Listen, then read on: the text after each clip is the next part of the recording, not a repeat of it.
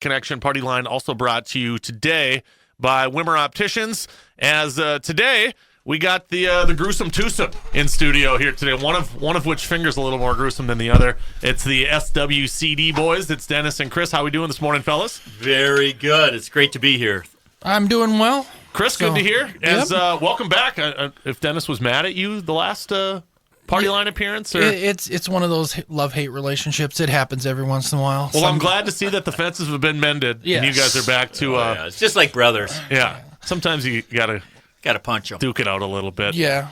No, I had a training the last month, so I was unable to attend, and I'm sure the show was just wonderful and excellent to listen to Dennis drone on and we actually had a guest. He did bring some help. Who was your reinforcement that day? Was it Refresh my memory. Mark Lefebvre? Yeah. Oh, so you brought Mark along. He'll always save the day. Yeah, correct. Mark's in the same position as I am. We all do our best to make Dennis look as good as we possibly can, because if he left at his own devices, he's probably going to get himself in trouble. He's a delegator. Yeah, and I like to thank these guys for helping me look good. You guys do a great job. It takes a lot. Oh, my gosh. You would hate to think how many hours I spend after work trying to clean up some mistakes from the guy to your left. Yeah, clean up mistakes and provide a little bit of grounding for him. And coincidentally, his master scheme is just on-the-job training to clean you, to have you clean up behind his messes the whole time. It's that delegation to the core. That's pretty much what I basically do. Kind of like Pigpen from Snoopy. Pigpen, nice. I love that. That may be more true than you know. Chris, what's being we missed you last time? Have you been a busy boy? Spring kind of around the corner. I know Dennis had told me off the air you guys are bouncing around a ton coming up around the next month or couple weeks or so. Have you been a busy boy about town? Yes, we have been pretty much working EQIP 2023, so we've got a lot of EQIP projects, EQIP plans that a lot of the staff are putting together for across my team. So we're looking to, I'm thinking we'll probably have 20 or 30 applications this year as we move forward. Is that higher, lower number than? A little lower, but we're looking for more dollars to come our direction. So we got a few ag waste projects that are coming. We got a lot of management, nutrient and pest management, a lot of comprehensive nutrient management plans. We got a lot of different practices, pastures that are being planned out for producers. So a lot of the staff are working hard on that, and I'm trying to help them along with keeping Dennis out of trouble, so it keeps me really busy. But there's not too much thumb twiddling going on at Chris's office. No, there's no thumb twiddling going on, and even less now since I smashed my fingers in the door. Left the thumb alone, though. That left the thumb, so yeah. But it's available just in case. Just in case I have a moment in time.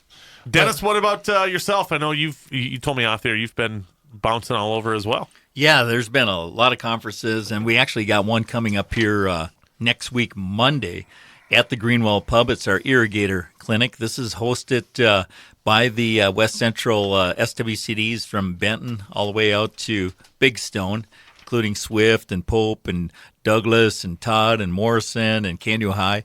And we're going to have a great show there. Today's the last day because we got to get a head count over to the Greenwell Pub to get registered for this meeting. And it's only $10 to attend. And we've got an excellent program lined up. It starts at 9 next week, Monday.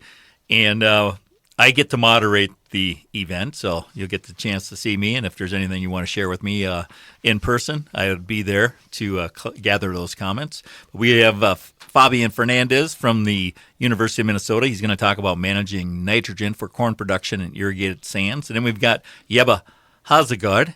He's, I think, originally from the Netherlands, and he's got a last name that is difficult for a German to pronounce. Sure. You can't roll those letters as good as you can like a good Deutschmeister. Yeah, exactly. Hamish. There it is. You're good at those ones. And he's going to be talking about a USDA program, the RCPP, which is the Regional Conservation Partnership Program. And we've got funds to help irrigators improve the efficiency of their pivots, and also implement sensors in the soil so that you can apply water at the right time. There's funds available to help modify your existing system. And he's going to talk a little bit about that program. And then we're going to have Vasu Sharma. She's the irrigation specialist with the University of Minnesota. She's going to talk about lessons learned from irrigation management research in Minnesota. And a lot of that research occurred at Grant Anderson, the Anderson family farm out by Belgrade. And Grant is actually going to join us and talk about some of his experiences with some of the new sophisticated equipment to monitor soil water and when you should be applying irrigation water. And we're going to have modern farm equipment there. A couple of gentlemen from that office are going to be talking about soil moisture sensors for irrigation systems. And we're going to have Dr. Jeff Strock. He's from Lamberton. And Lamberton's down in the southwest Minnesota. And I actually worked down there from 1988 to 1994 as an assistant scientist before I moved up this way. So it'll be fun to have Jeff come up here to central Minnesota and talk about crop response to extreme temperature, to soil temperatures and water. And then we're going to end up with Keith Olander. He's the executive director for AgCentric, the Minnesota State Agriculture Center of Excellence. And he's going to talk a little bit about some of the work they're doing out of the facility. And Keith is just an awesome guy, does a lot of financial analysis, farm business management, and has been involved with a variety of projects with us, including our Minnesota Ag Water Quality Certified farms and comparing the profitability of those farms versus ones that aren't, and seeing an actual uptick in profitability as folks become Minnesota Ag Water Quality Certified. So he'll be sharing a lot of information. Ends at 3 o'clock, so you got plenty of time to have a beer yet and then get home in time for to do chores. So I hope to see you guys. Today's the last day to get registered, though. How do they register to see that loaded panel? You can go online, Stearns Soil and Water, and just Google that. It'll pop up. Or use any search engine at your fingertips. Is that the irrigators clinic? Yes. Okay, so it's basically the second thing on at the top of the page there. Yes. Click on it and register right away. Yep. Or if you just say, I don't have a computer, I just want to call the office. That's 251-7800 extension 3, and we'll get you registered. Now, it's going to cost $10. We can collect that at the door, and we'll worry about that then. But at least we get your name on the list. Make sure you get a meal. And this is at the Greenwell Pub. You know it's going to be good food. And information and food? Yeah. Wow. For good. $10? Yeah. Right? Oh on my a gosh. Monday? Yeah. Information, food, and you get to see Dennis. Yeah. Yeah, that's... Randy, I'm putting in a PTO request right now for Monday. Love it. Yeah, so that's coming up, and we've got a lot of sponsors that are helping make this happen. Bonanza Valley State Bank, Citizens Alliance Bank, Grand Irrigation, the Minnesota Ag Water Quality Certification Program, the Minnesota Department of Ag, Nutra Drip Irrigation Systems, Nutrient Ag Solutions, Pro Ag Farmers Cooperative, West Central Irrigation, the Belgrade Co-op Association, the Chippewa Valley Ethanol Company, the Cold Spring Co-op, Earth Scout, and the Glenwood State Bank. So just want to thank all those folks for helping us out with this activity, keep the price low, and hopefully we get a lot of folks showing up. These irrigation clinics, is this an annual, biannual? Yes, this is an annual event. We move it around. I think last year was hosted with the Swift SWCD. This year, the Stearns SWCD is hosting. That's why it's in Greenwald. Last year was at Benson. It's in Swift County. And we move it around.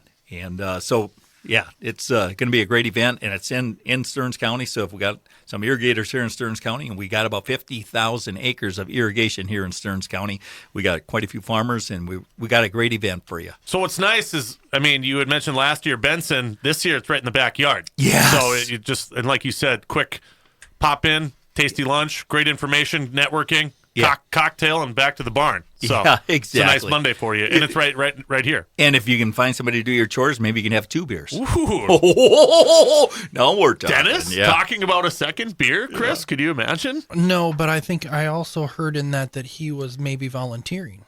Did you hear that too? Melker, help wanted sign right here. I believe I heard that if you found someone suggesting that maybe he would be available for He's that. the someone. Yeah, that's kind of what I heard in that whole. So did you bring barn clothes after your moderating? You could go. Oh, to help with chores? I thought to help buy a beer. Oh no, I thought you were taking over chores so they can have another beer. Oh, I can't spread myself thin enough. And I am not a good equipment operator, so I'm good with a shovel or a fork. And, Underselling, I like it. That's the delegating and underselling. That's the master craft of Dennis Fuchs here on Partyline.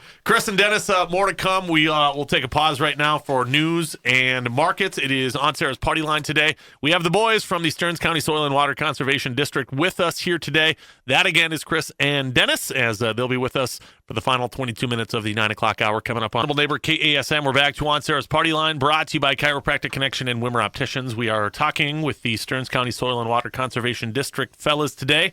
That is Chris Hogge and that is Dennis Fuchs in studio. Chris, you're going to need a new window at the office because the Help Wanted sign tape it's almost caked on the window at this point. Oh, yeah. Yeah, we are still looking for people for soil cons and agronomists, and we've got a lot of work that is coming. Soil cons. Soil conservationists, sorry. The lingo. Inside baseball over here. I love it. Yeah, the lingo. We have a lot of work that's coming in the future here in the next few years, so we're really looking for staff. So, again, we're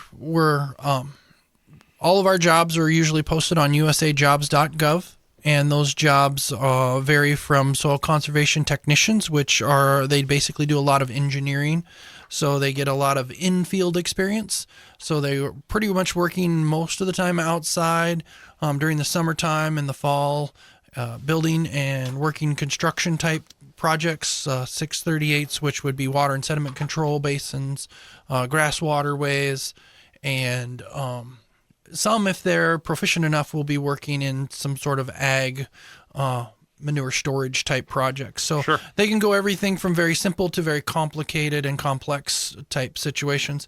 And then we have some jobs open for soil cons, which again, soil conservationists, they work a lot one-on-one with producers, developing conservation plans to address their specific resource concerns that they have. So these jobs are posted, like I said, on usajobs.gov. You can go and look and find them. Right now, I believe that we have close to 40 positions open up across the state of Minnesota. They're recent grad positions. So I believe that you have to be graduated from college in the last 2 years. Okay. And if you've graduated in college the last 2 years and you don't have a position or you don't have a job, these are high-paying, quality careers that you can pretty much go anywhere in the country once you get on board. So one of the benefits... Room for growth. Yes, there's a lot of upside to it. One of the really nice benefits for young people is the ability to move with their job. You know, you get a little experience here, you get a little experience in another county, you get a little bit more experience in another county, Minnesota. Then one nice thing about NRCS is we pretty much have a field office in every county in the entire country, including Puerto Rico, Hawaii, Guam, some of those other areas that are outside of your normal everyday where you're traveling. Yeah. So in those positions, you can really literally move just about anywhere through the career and basically take step increases as you go. So it's a really nice opportunity for people, especially if they want to see the country. Sure. And you want to have a job while you're doing it. And if you want to continue to say your family's here in Stearns County and you want to continue to grow in the office, there's opportunity for that too. Correct. And nothing says you have to move, but if you there's wanted the opportunity to move. Move. A lot of other jobs, they're not going to give you that opportunity to be able to move because you're in a job where it's located locally and you really don't have that opportunity. So it's a really good chance for kids to get a wide variety of experiences. They can work in anything from forestry to ag. You can do manure storage, which is your more complex, all the way to cover crops. And we have trainings and opportunities for educational growth throughout. So it's a really good opportunity for recent grads. Yeah. Graduation coming around the corner for college. I mean, we're at March now. And if you're soon to graduate, those are also, we had a position in Buffalo that I filled, and the agency, which has been rare, I've never had it happen, but the agency actually waited for them to graduate and then offered them the position. Oh. So there is opportunities if you're close to graduation. And have a foot in the door. Yeah, you can apply. Oh, I graduate in May, and if you're selected, they may hold that position for you until you graduate, and then when you graduate, you can walk right in the door.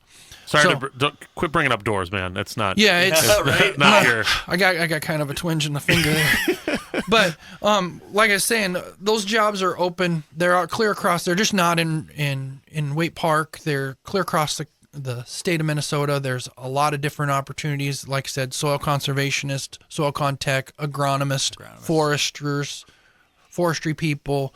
I even believe there's some urban ag, because that's another big push that the NRCS is pushing in 2023. Comes along with some of the programs that are coming from the Biden administration. Chris, I think the agronomist position is the first time we've ever had that opportunity in Waite Park, right? It is. It will be the first. It'll be one of two agronomists in the state of Minnesota. And I believe that Waite Park, this will be the first time. That is interesting because I believe that it was listed, and I have not looked at the listings yet, but I believe it was listed as a 7-9-11, which means that those are higher pay grades. And so it'll be a GS 11, and you can Google that as GS scale if you want to know what that is. And that's a pretty decent starting wage when it comes to getting a job right out of college. That'll look good in the old Hogge bank account once upon a time coming out of the University of Iowa? You know, I came out of Iowa State. A Cyclone! My apologies. Be careful there. Wowzer. You get in trouble. But, yeah, when I was a GS 11, it was a little different. I had 4 children, and every penny was much needed and appreciated. Yeah, we didn't. Yeah, it was pretty much in and gone. I was just a flow through for the paycheck. A funnel. It was one of those things that you looked at the bank account and you could just literally see it go. Womp, womp, womp, womp. And it's gone. Back to nothing. So, just to give the listeners, you say GS 11, yes, 9, 7, a GS 7. Niner. Hello, Niner. A 7 starts out. That's about $51,000 a year. Okay. And a 9 is about $62,000 a year, and 11 would be about $75,000 a year for salary. And typically, you got to have a 4-year degree and some experience for the 11, and a little less as you go down those grades. But they also provide good benefits at the NRCS, the USDA. So it's a good job. And like Chris said, you got an opportunity if you want to move up and out. You want to go to Puerto Rico and become an agronomist out there. 7 come 11, basically. Yeah, just right? Climb that ladder.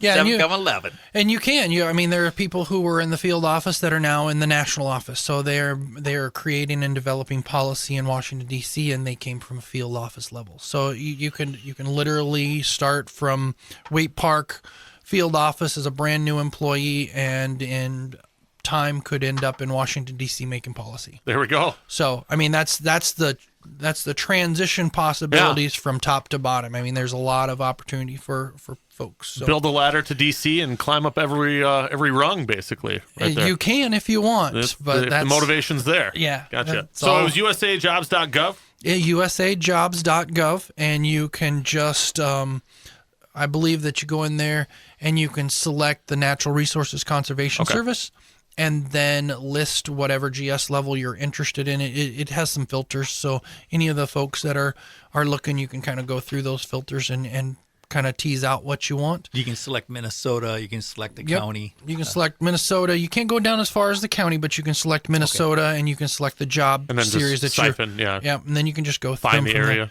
And if you have any questions, you can always holler at me, and I'll be able to assist and provide you with any information, because like I said, I have them all on email, so I can just email them out with links. The general office number 251-7800 extension 3 gets anybody in the office. So we do have separate numbers for all of us, but just for the listeners, ease of sake, just give us a call at 251. Session 3 and get in there. Yeah, you'll probably get Candace, or you'll get Bonnie or somebody, and they'll get you to me. Direct you to the right spot. And we'll get it. Chris's office St. Patrick's Day party is getting a little lame with just him in there, so we need some company. Yeah, it's a little frustrating for the office parties for NRCS. Yes. Woohoo! You got yourself again for Secret Santa this year. That was a shock, but it's kind of hard to secretly buy presents. thank you, me. Appreciate it, me. You guys you're all squared away with the construction at the new? Yeah. Yep. Cool. We are set up and are operating. We are not quite as happy as we were once upon a child moved in and took over the atrium.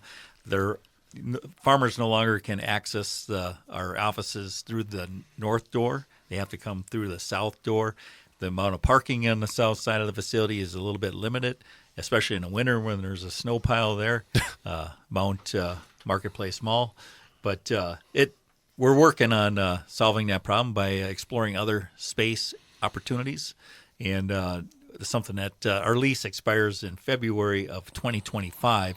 So we're already exploring an option to move into a little more accommodating space that would help our customers reach us and be able to visit us a little bit more. Gotcha. And that is important for folks to remember is do come through to the offices from the south door. Do not come in from the west door because there is no sidewalk on the west side of the building. So you could walk down the alleyway that's between the two buildings, and that is a little more dangerous than what we'd like producers to use. So make sure you're entering through that south door. Yeah, and just work with us through this transition time as we explore new space, and if you do have complaints, please let us know, and we'll document that, and that'll give us all more reason to move. And gotcha. The incentives are going up and up. Yeah. And the other good thing about it is we do have staff as far as our side, and I like that. I like to use that word. Worms? We have staff. No, literally we have staff in the office, Soil and Water Conservation District staff, and we're more than happy to come out to the field to visit with you if you don't want to come into the building. Yeah. So phone call and you guys could do the drive. Yep. Give us a phone call. We have vehicles. We'll come out and we'll meet you. It's preferred anyway because it's really kind of hard to do conservation from the desk. Yeah. It's better to do conservation in the field. So I'm really looking, we really promote that for the staff. Got to get that X-ray. Get out. Get your hands dirty. Right. We need to. It's time to get dirty. Yeah, and that's coming. I mean, you told me you got some busy weeks and months coming up around the corner here. Oh God, yeah. It's nonstop. So we mentioned on Monday we have our event at the Greenwell Pub. On Friday there's another event, and that's navigating Stearns County Ag Resources 101, and Chris is going to be there. Mark Lefebvre is going to be representing the Stearns SWCD. Steve Frericks from the Farm Service Agency. We're going to have Extension. We're going to have the Minnesota Department of Ag there. We're going to have, who did I miss? Stearns County Environmental Services Department there. So we're going to be talking about some of the programs available through our offices.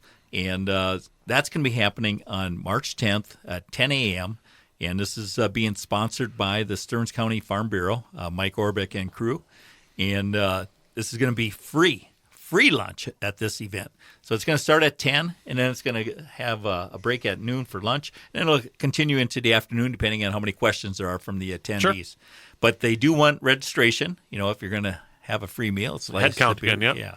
And you can just give our office a call. And once again, 251-7800. Extension 3, and we will get you registered for that activity. Where's that at on Friday? Next Friday? That'll be Greenwell Pub again. Oh, Greenwell Pub again. Yes. Gotcha. Yep. Greenwell Pub, a great place to have these. It's kind of centrally located here in the county. A big back room there, too. Yeah, they got a big back room, and they can close the curtains so they can continue to have the bar area open for those folks. And then, keep Dennis in the big side as opposed to bellied up. They keep me kind of penned in the back there. But, yeah. He's on a leash just far enough away from the bar. It's a next wise week, move. Next week, Monday, we got the irrigation event on Monday, and then Navigating 101 Stearns County Ag Resources on Friday. So they're both going to be great activities, and Chris will be speaking at the Navigating 101, right? Correct. It'll be a great opportunity for not only Stearns County producers, because I think they're going to generalize it to all county type as an example, but for all county ag resources that could be available farmers can go to for any kind of assistance.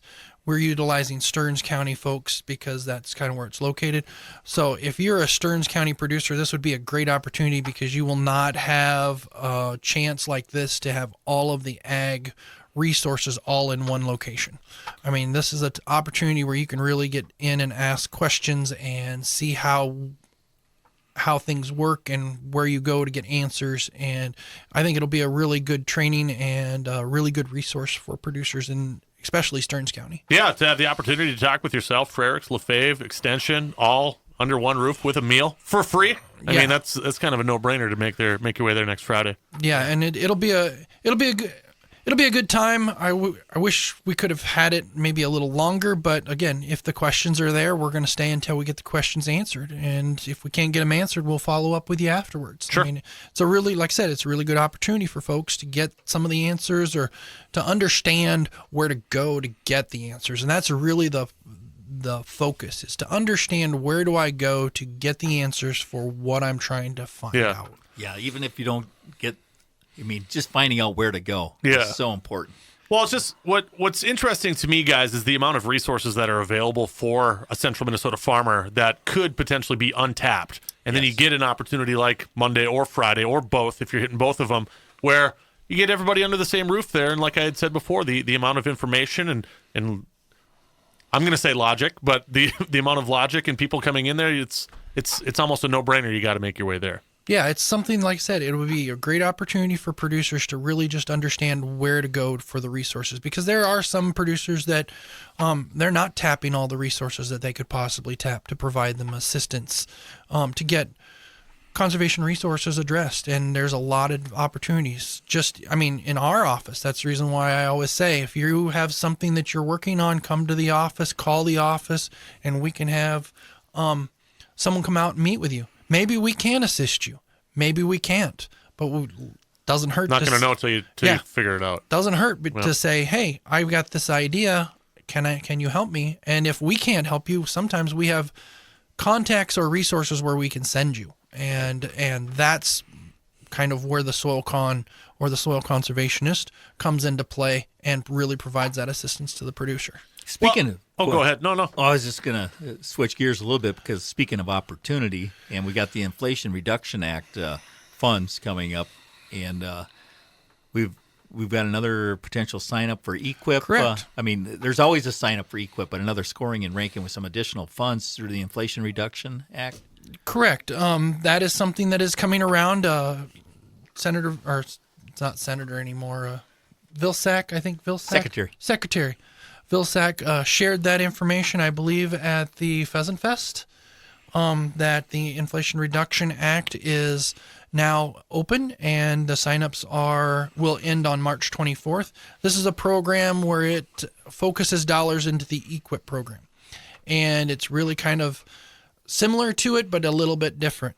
So the Inflation Reduction Act is going to be only from 2023 to 2026, and it will be for practices that improve water quality, conserve ground and surface water, increase soil health, reduce erosion, improve and create wildlife habitat, and mitigate against drought or increased weather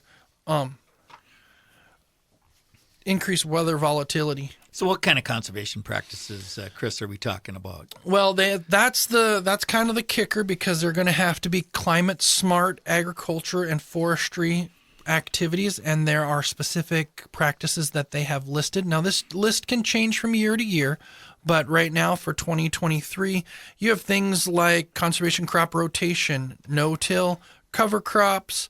Let's see, we're going down here, grass waterways. You have also some opportunities for, pastures are really big. So if you're interested in redoing or working on a pasture, pastures are one of the practices that you can work in. Usually it's hayland plantings or prescribed grazing plan, and basically everything that's involved in that can be cost shared in that project.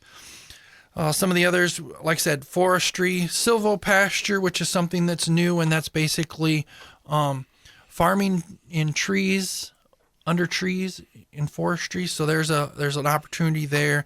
Any kind of tree planting, forest stand improvement, any energy efficiency things, those are all available opportunities. And again, like I said, if you're interested or you have a project that you're looking at doing, please contact our soil conservationists and we can work with you and at least direct you if we can't help you to the right things. But a lot of opportunities. There's, I think, and I don't know exact, so don't quote me on dollars, but there's maybe 3 million or so for Inflation Reduction Act this year, and those dollars will increase as we go to 2026.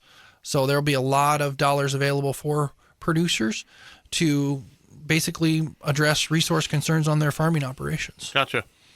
So, again, plenty of information available. Did you have anything else, Dennis? I know you got a ton of stuff coming up, but real quick before we cut you loose. Yeah, I just wanted to bring up. There's a lot of snow pack on the fields right now, and I was snowmobiling across Stearns County, and I did see some manure application. And we just got to be careful when we're applying manure during snowmelt. There is a Minnesota Department of Ag website that has the runoff risk advisory forecast, and you can go on that site to determine if it's not a good time to be applying, and you can actually go out up to 3 days in advance. You don't want to be applying manure when we got excessive snowmelt, and we're going to have a lot of snowmelt. She's coming, yeah. Yeah, sometime in the next couple of months. So just try to keep the manure on site. You don't want that moving off, because if you got snowmelt and you just recently put manure on, that's going to drift into our ditches, into our streams, and into our lakes, and it's going to provide a lot of nutrients. Everywhere it's not supposed to be. Right. We want to keep those nutrients in field for your crops, and just work with us on that if you can. And the Department of Ag's got this great tool. It really helps, and a lot of you can just take a look outside too and say, yeah, today would not be a good day to be applying manure. So is it like a common wait till it's all gone then apply, or do people try to sneak in a little early? Or just because there's once the snow is off, and if we have a week of dry weather, you got to get so much work done in the spring. You start getting field operations, starting thinking about getting small grains in, and then all of a sudden it's like, oh, I should be getting corn in. So it just waiting a day or two, allowing that snow to melt and run off before you apply, and maybe waiting until the morning where it's still froze, and then applying manure then after the snow melt, and then in the afternoon it's warm enough where it's going to get muddy again. You stay off the field, those type of things, because you also got problems with mud on the roads, and the county doesn't like that, and the state doesn't like that, and the township doesn't like that, and anybody that's driving home that doesn't farm ends up with that on their vehicle. They don't like that. So just try to do the best you can there to minimize the amount of loss on our fields.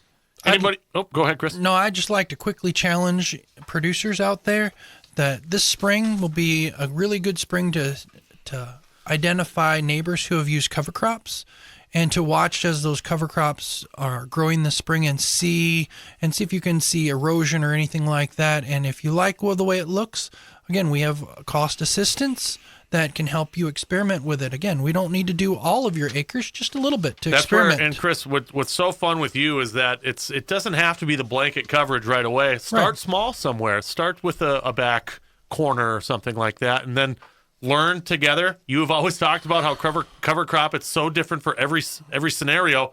Let's do a little trial and error. Correct. Always do it on the back side of the hill so no one else can see it, and then so you don't have to worry about all the neighbors talking about it. But try it, learn, experiment with it. But I challenge everybody to be looking out there, and if the fields are starting to turn a little green, start paying attention and seeing if that's addressing erosion in that field, or if it's providing a little bit of extra snow. It's holding the snow in place a little bit better and providing that extra moisture in the spring that could be beneficial when you're dealing with midsummer. Keep the chisel plow on mothballs, right? Yes, that's the dream. Bring that to the scrapyard. There we go. Boys, real quick again, Dennis, for registration for Monday, that's just online, Stearns County, SWCD.net. You can just click on that link, right? You can click on there or give our office a call at 251-7800, extension 3. There we go. Have a great weekend. You snowmobiling, potentially, you fishing, potentially, and we'll talk to you guys next time, okay? Thanks, Kirby. You bet. All right. Take it easy. Bye. Yeah, you as well. That is Dennis and